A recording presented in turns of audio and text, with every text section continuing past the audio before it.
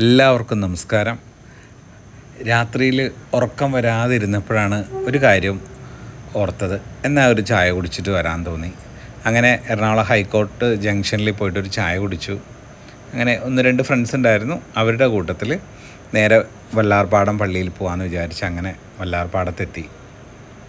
അങ്ങനെ നമുക്ക് എറണാകുളത്ത് താമസിക്കുന്ന എല്ലാവർക്കും തന്നെ അറിയാം, അല്ലെങ്കിൽ ഇവിടെ വന്നു പോയിട്ടുള്ള എല്ലാവർക്കും തന്നെ അറിയാം, എറണാകുളത്ത് തന്നെ ഏറ്റവും വലിയ പള്ളിയാണ്.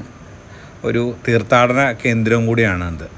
ഒത്തിരി ആളുകൾ പകൽ ധ്യാനം കൂടാനും അങ്ങനെ പല ആവശ്യങ്ങൾക്കായിട്ടും നമ്മളിവിടെ വന്ന് പോകുന്നൊരു ക്ഷേത്രമല്ല, പള്ളിയാണ്. തീർച്ചയായിട്ടും അതുപോലെ തന്നെ ഒരുപാട് ആചാരങ്ങളും അതുപോലെ തന്നെ എല്ലാവർക്കും വളരെ ഇഷ്ടമുള്ളൊരു പള്ളിയാണ് ഞാൻ പറഞ്ഞല്ലോ. അപ്പോൾ അതുകൊണ്ട് തന്നെ ജാതി മത ഭേദമന്യേ എല്ലാ ആളുകളും ഇവിടെ വന്ന് പ്രാർത്ഥിക്കാറുണ്ട്.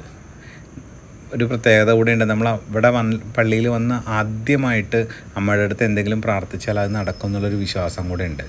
അപ്പോൾ അതുകൊണ്ട് തന്നെ ഞാനും ഇവിടെ വരാറുണ്ട് ഇടയ്ക്കൊക്കെ. അപ്പോൾ രാത്രിയിൽ വരുമ്പോൾ ഒരു വല്ലാത്തൊരു സൈലൻസാണ്. കാരണം ഒത്തിരി ആളുകളൊന്നും ഇല്ലാതെ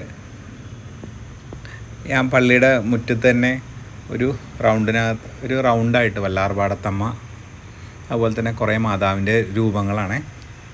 ലോർഡ് ഓഫ് ദി ഈശോയുടെ ഒരു സ്തൂപം വെച്ചിട്ടുണ്ട്.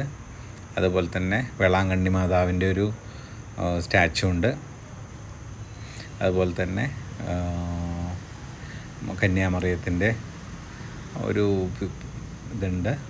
ലൂർദ് മാതാവിൻ്റെ ഒരു സ്റ്റാച്ചു കൊടുത്തിട്ടുണ്ട്.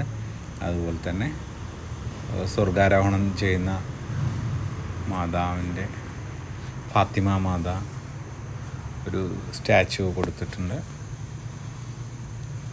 അതുപോലെ തന്നെ കാർമൽ മാത.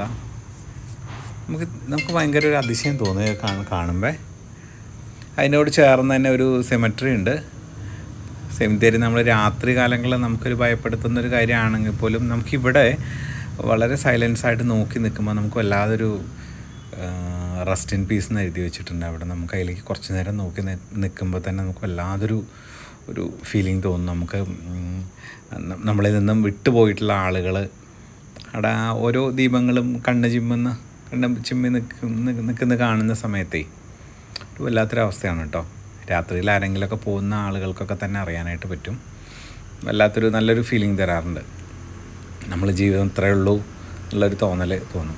അതുപോലെ തന്നെ അതിൻ്റെ ഒരു പരിസരത്ത് തന്നെ കുറേ കിളികളും കൊറിയൊക്കെ സെറ്റ് ചെയ്തിട്ടുണ്ട്. അതുപോലെ തന്നെ ഈ വല്ലാർപാടം പള്ളിയുമായി ബന്ധപ്പെട്ടിട്ടുള്ള ഒരു ഐതിഹ്യമുണ്ട്. അപ്പോൾ അത് ഇവിടെ വരുന്ന ആളുകൾക്ക് അത് അവിടെ എഴുതി വെച്ചിട്ടുണ്ട്. അപ്പോൾ നമുക്ക് ഡീറ്റെയിൽഡായിട്ട് നമുക്ക് അവിടെ നിന്ന് അറിയാനൊക്കെ പറ്റും.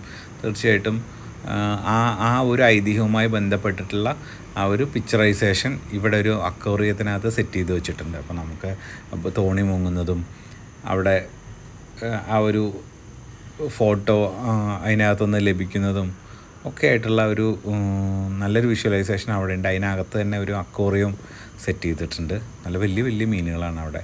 അതുപോലെ തന്നെ ഇത് മുന്തിരിവള്ളികളാണ് കാണുന്നത്. ആ പള്ളിയിൽ നല്ലൊരു ആംബിയൻസ് സെറ്റ് ചെയ്തിട്ടുണ്ട്. പിന്നെ നമ്മൾ നേരെ പോകുന്ന മാതാവിൻ്റെ ഒരു അത്ഭുത കിണറാണ്. നമുക്കിതിനകത്തുനിന്ന് തീർത്ഥാടകർ വന്ന് വെള്ളം എടുത്ത് കൊണ്ടുപോകാറുണ്ട്. കൊണ്ടുപോയി നമുക്ക് അസുഖബാധിതരായ ആളുകൾക്ക് കുടിക്കുന്ന സമയത്ത് രോഗശാന്തി ലഭിക്കും എന്നുള്ളൊരു വിശ്വാസം കൂടെ ഉണ്ട്. തീർച്ചയായിട്ടും ഞാനും അതിന്ന് എടുത്ത് നമുക്കിങ്ങനെ ഒരു സൈഡിൽ ഞെക്കി കഴിഞ്ഞാൽ വെള്ളം വരും, നമുക്കതെടുത്ത് കുടിക്കാവുന്നതാണ്. വെള്ളം വേസ്റ്റ് ആക്കരുതെന്ന് പ്രത്യേകം അവിടെ എഴുതി വെച്ചിട്ടുണ്ട്. അങ്ങനെ പിന്നെ വേറൊരു വഴിപാട് എന്ന് പറഞ്ഞാൽ നമുക്കവിടെ ഞാൻ അടിച്ചു പോരുന്നൊരു രംഗം കാണുന്നുണ്ട്. നമുക്ക് അതിൻ്റെ വിശാലമായ മുറ്റമുണ്ട്. അപ്പോൾ അതായത് ഐതിഹ്യം പോലെ നമ്മളവിടെ ചൂല് കൊണ്ട് നമ്മൾ അടിച്ച് വൃത്തിയാക്കി കഴിയുമ്പോൾ നമ്മൾ ആഗ്രഹിച്ച കാര്യം നടക്കും എന്നുള്ളൊരു വിശ്വാസം കൂടെ ഉണ്ട്. അപ്പോൾ തീർച്ചയായിട്ടും ഞാൻ മാത്രമല്ല, അവിടെ വരുന്ന എല്ലാവരും വഴിപാട് ചെയ്യാറുണ്ട്. അങ്ങനെ രാത്രിയിൽ തിരിച്ചെത്തി. നന്ദി.